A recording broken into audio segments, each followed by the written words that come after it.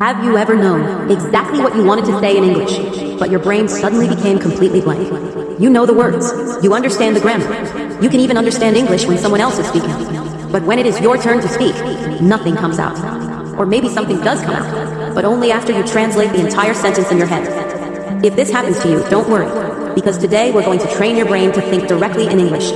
Welcome back to English with Selena. Today I want to show you how to stop depending on translation and start building an English-speaking brain. And the best part is, you don't need to study complicated grammar rules for hours. You can start with just a few minutes every day. So let's begin. First, I want you to understand why speaking English sometimes feels so difficult. Imagine someone asks you, "What did you do yesterday?" You understand the question immediately, but then your brain starts working. First, you create the answer in your own language. Then, you search for the English words. Then, you think about grammar. Then, you translate everything. And finally, you try to speak. That's a lot of work for one simple answer. No wonder speaking feels slow. The goal is to remove that middle step, translation. Instead of thinking in your language first, we want your brain to connect English directly with objects, actions, feelings, and situations. And we start very small. Look around you right now. Maybe you see a phone. Don't just think phone. Think, this is my phone. Maybe there is a window near you. Think, the window is open. Maybe you're sitting on a chair. Think, I am sitting on a chair. That's it. You are already training your brain to think in English. Don't try to create long or impressive sentences. Simple sentences are powerful. When you wake up tomorrow morning, describe your actions in English. Think, I am awake. I am tired. I need water. I am getting out of bed. I am going to the bathroom. I am brushing my teeth.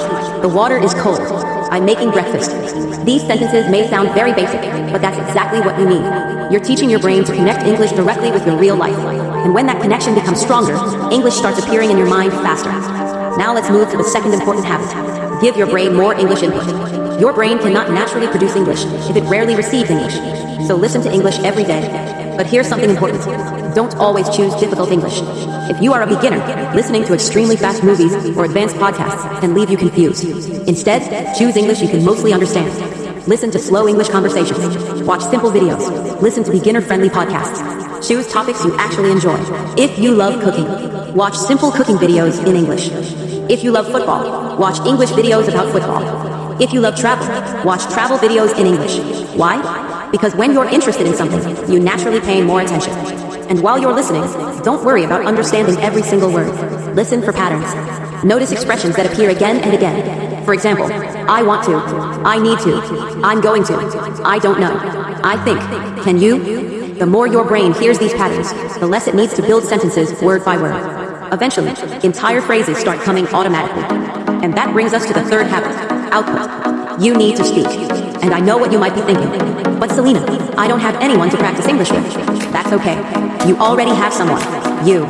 Yes, talk to yourself. It may feel strange at first, but self-talk is one of the easiest ways to train your English-speaking brain. Look around your room and describe what you see. Say, this is my room. My bed is next to the window. My phone is on the table. The light is on. My bag is near the door. Then describe what you're doing. I'm sitting. I'm watching a video. I'm drinking coffee.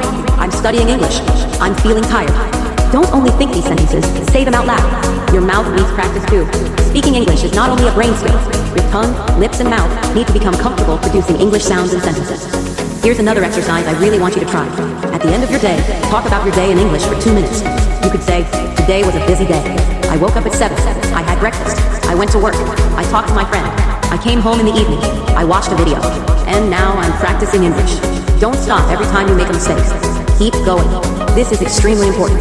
Many learners think they need perfect grammar before they can speak confidently. But confidence doesn't come before speaking. Confidence develops because you keep speaking. Mistakes are part of training.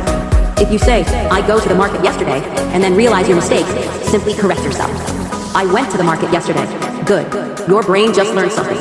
Don't turn one small mistake into 5 minutes of overthinking. Correct it, learn from it, and continue. Now here's something else I want you to remember. You don't need 2 hours every day to improve your English. 10 or 15 focused minutes can make a difference, especially when you practice consistently. 5 minutes of listening, 5 minutes of thinking in English, 5 minutes of speaking to yourself. That's 15 minutes. Do that every day, and you're giving your brain regular English training. Think about learning English like going to the gym.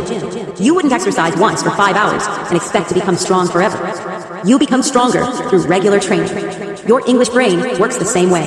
Small practice every day creates stronger connections.